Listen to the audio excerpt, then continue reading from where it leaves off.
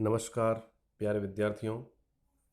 Carbon और उसके यौगिक भाग संख्या 5 में आपका स्वागत है। इससे पहले की वीडियोस में हम कार्बन और उसके यौगिक के एल्केन और एल्कीन हाइड्रोकार्बन की श्रेणियों के बारे में पढ़ चुके हैं। आइए आगे हम चर्चा करते हैं इससे आगे। एल्काइन का नामकरण। एल्काइन श्रेणी यह भी एक असंतृप्त हाइड्रोकार्बन्स है। इसका सामान्य सूत्र CnH2n-2 होता है। कार्बन और कार्बन के मध्य त्रिबंध पाया जाता है। इससे पहले हम देख चुके हैं एल्केन जो श्रेणी है वो संतृप्त हाइड्रोकार्बन है, उसमें कार्बन कार्बन के मध्य एकल बंध पाया जाता है और अनुलग्न एन लगता है, इसलिए एल्केन श्रेणी।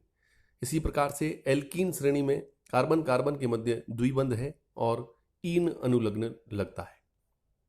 और एल्काइन श्रेणी में कार्बन कार्बन के मध्य त्रिबंध है और यह भी एक असंतृप्त हाइड्रोकार्बन है तथा इसका जो सामान्य सूत्र है वो है CnH2n-2।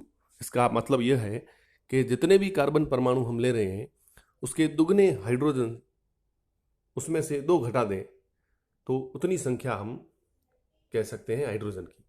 इस श्रेणी का अनुलग्न आइन लगता है, जैसे कि इस श्रेणी के नाम से ही स्पष्ट हो रहा है, एल्काइन आइन शब्द है पीछे। नामकरण के नियमों की अगर बात करें तो कुछ नियम तो पूर्ववत एल्केन और एल्कीन जैसे ही है। सामान्यतः इसमें कार्बन की जो मुख्य श्रृंखला ली जाएगी उसमें त्रिबंध होना आवश्यक है। मतलब कार्बन की त्रिबंध युक्त सबसे लंबी कार्बन श्रृंखला का चयन किया जाएगा। मुख्य कार्बन श्रृंखला का चयन उस ओर से करते हैं जहां से त्रिबंध को कम से कम अंक मिले। मतलब इसका अर्थ यही है कि कार्बन के मध्य त्रिबंध जिस ओर से नजदीक होगा उसको कम से कम अंकन मिले, वहां से हम उसकी शुरुआत करेंगे नामकरण की। यदि एक से अधिक त्रिबंध हो तो डाई ट्राई आदि शब्दों का प्रयोग करके उनकी संख्या को हम दर्शाने के लिए करते हैं। बाकी जो नियम है वो यथावत पूर्ववत ही रहेंगे। जैसे कुछ उदाहरणों के माध्यम से हम देखते हैं। पहला इसका श्रेणी का सदस्य है एथाइन। क्योंकि हम पहले ही पढ़ चुके हैं मैथाइन कोई प्रकार का यौगिक नहीं बन सकता है, क्योंकि कार्बन कार्बन के मध्य त्रिबंध, इसका अर्थ यह है कि कम से कम 2 कार्बन परमाणु होने आवश्यक है।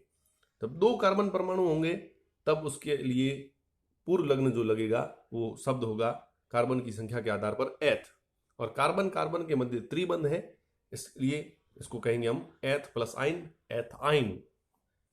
दूसरा हम उदाहरण लेते हैं CH triple bond C single bond CH3।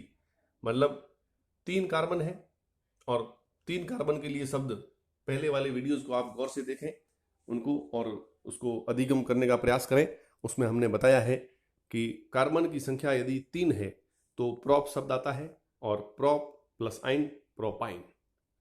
इसी प्रकार से अगला उदाहरण CH3 single bond CH2 single bond C triple bond CH।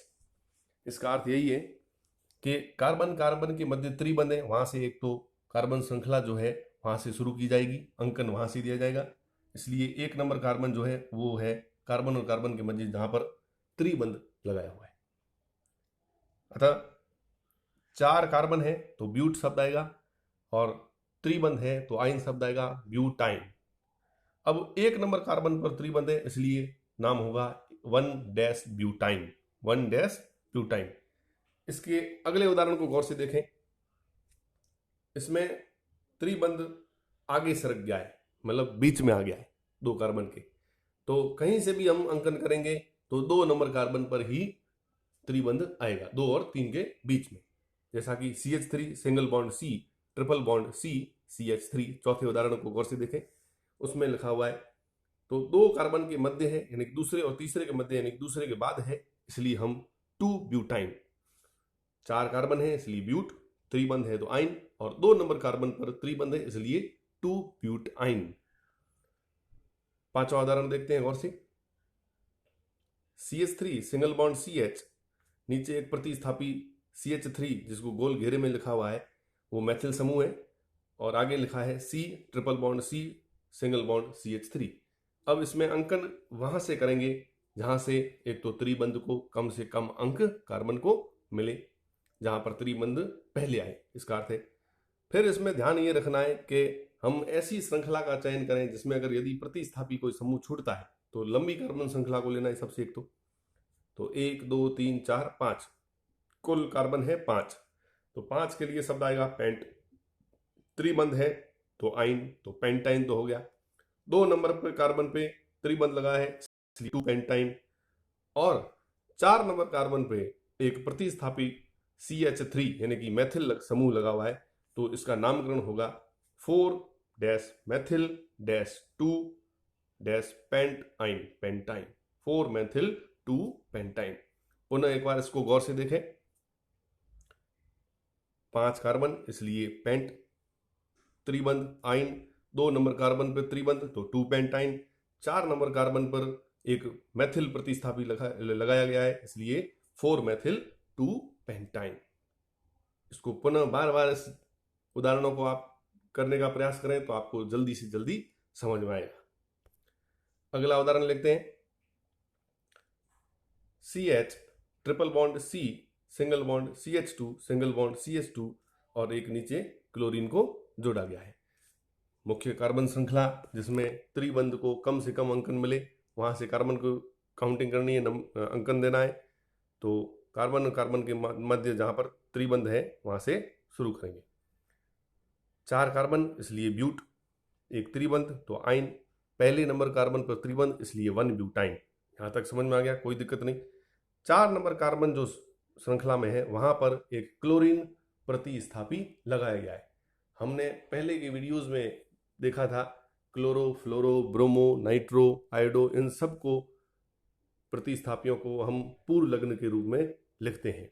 तो 4 नंबर पर है क्लोरो, तो 4 क्लोरो 1 ब्यूटाइन। अगला और सबसे मुख्य और अंतिम उदाहरण जिसको समझना बहुत अति आवश्यक, जो कई प्रतियोगी परीक्षाओं में पूछा गया है और कक्षा 10 के हिसाब से भी महत्वपूर्ण है। CH triple bond C single bond CH2 single bond C triple bond CH। इसमें हम कहीं से भी कार्बन अंकन को दे सकते हैं।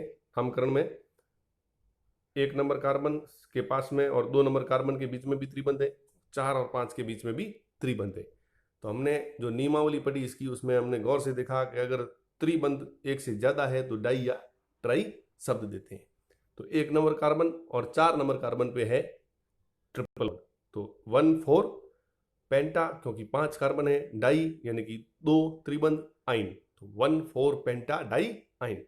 या इसको इस तरीके से भी बोला जा सकता है, लिखा जा सकता है पेंट। पहले हमने शब्द दे दिया पेंट, पेंट का मतलब 5 कार्बन, पेंट 1,4 का मतलब पहले नंबर और 4 नंबर कार्बन पे डाई यानी कि 2 त्रिबंध है यानी कि आइन, तो पेंट 1,4 डाई आइन या 1,4 पेंटा डाई आइन।